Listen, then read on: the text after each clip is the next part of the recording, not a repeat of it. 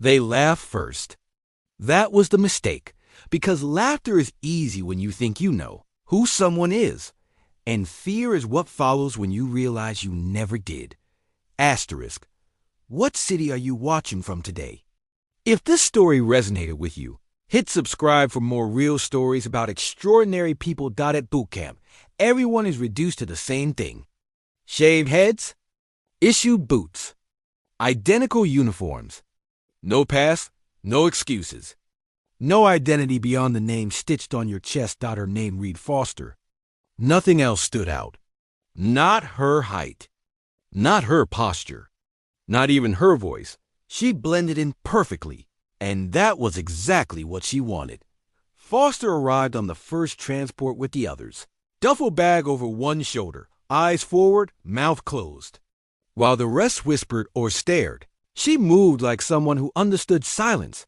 The drill instructors noticed everything, except her, and the recruits noticed her for all the wrong reasons. She was quiet during inspections. She never complained during runs.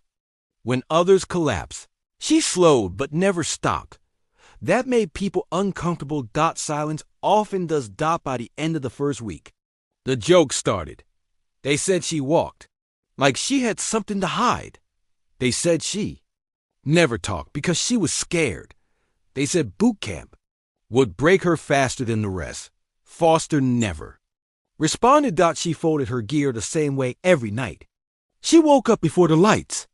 She memorized procedures faster than most, and she kept her long-sleeve undershirt on, even when the heat punished everyone equally.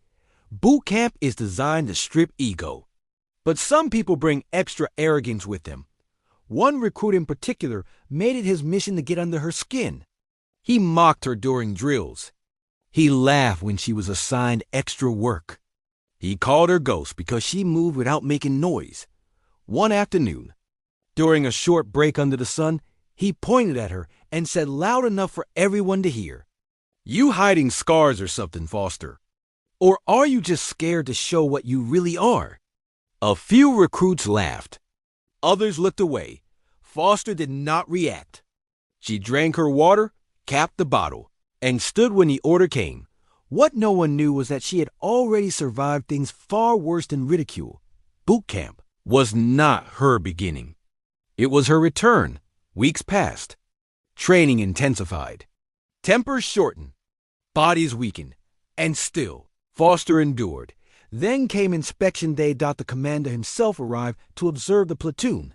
His presence changed the air instantly. Drill instructors stood straighter. Voices sharpened. Mistakes suddenly carried weight. The commander walked slowly down the line, stopping in front of each recruit, eyes scanning uniforms, posture. Discipline. When he reached Foster, he paused longer than usual. "Name?" he said. "Foster." "Sir." Undershirt sleeves rolled down. "Regulations state sleeves up during inspection." "Yes, sir." "Fix it." For the first time since she arrived, Foster hesitated. Not from fear, from calculation. But orders are orders. She reached up and rolled her sleeves down further, then paused. The commander's gaze narrowed. "I said fix it." "Yes." "Sir." She exhaled once and pulled the undershirt up over her shoulders, exposing her upper back. The laughter never came. The air vanished instead. Centered between her shoulder blades was a tattoo. Clean lines. Precise placement. Deeply familiar to anyone who had served long enough to know its meaning. It was not decorative. It was not rebellious. It was earned. The commander's face drained of color. He stepped closer. Eyes locked on the symbol that most soldiers only ever see in classified briefings or memorial walls. His jaw tightened. His voice dropped. "Where did you get that?" he asked. Foster stood perfectly still. "From the unit that buried my team." "Sir." Silence spread like a shockwave. The commander straightened, took a step back, and did something no one expected. He came to attention. Every drill instructor froze. Every recruit stared. The commander raised his hand in a formal salute. "Stand easy," he said quietly. "You should have told us." With respect, sir, Foster replied, I was told to start over. The commander studied her, not as a recruit, but as something else. Something proven. You were declared missing in action. Yes, sir. And reassigned? No, sir. I resigned. The platoon could not process the words. Resign from what? No one resigns from something like that. The commander turned to the drill. Instructors, this recruit will be excused from further inspection. Then, he faced the platoon. You are training beside someone who has already done what most of you will only train for. You will treat her with respect. The recruit who had mocked her swallowed hard. After inspection, Foster was called into the commander's office, not to be questioned, not to be thanked. Her past unfolded quietly. A classified unit.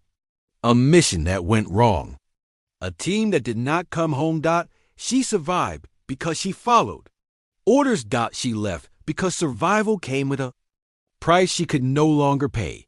Boot camp was not about proving herself. It was about finding out if she still belonged. The commander offered her options. Quiet transfers. Desk roles. A chance to disappear again. Foster declined them all. I want to finish, she said. Not as who I was. As who I am now. From that day forward, the mockery stopped. The laughter never returned. Recruits watched her differently. Not with fear, but with something closer to reverence. She still ran with them. Still trained beside them. Still carried her weight without asking for more. She never spoke about the tattoo. Again. She did not need to. Boot camp ended months later. On graduation day, families cheered and cameras flashed. Foster stood in formation. Expression calm, eyes forward. She had not erased her past. She had honored it by moving forward. Because strength is not always loud. Experience does not announce itself. And sometimes the most dangerous person in the room is the one everyone laughed at first. What did the story make you feel? Where are you watching from? Subscribe to Soul Relief Stories for more real stories that heal the heart.